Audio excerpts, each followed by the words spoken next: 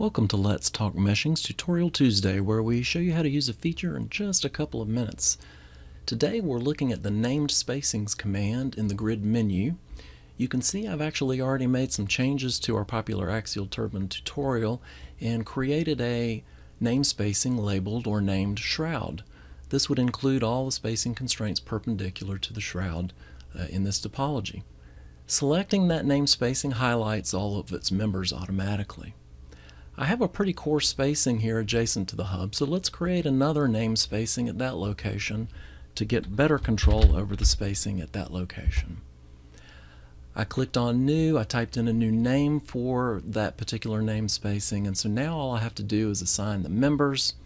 I change my view, use a selection box to select all those spacing constraints perpendicular to the hub, and then just simply check the box for that name spacing. They're assigned immediately to that name spacing. I can double click in the spacing field. I'll enter the same value that I have for the shroud.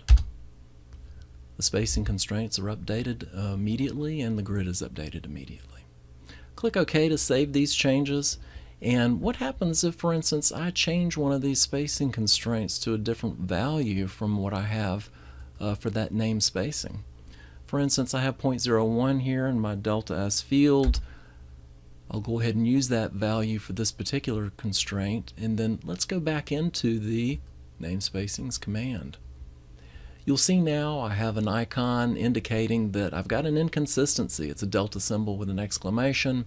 If I mouse over that particular name spacing, I see 27 visible spacings, 1 unsynchronized.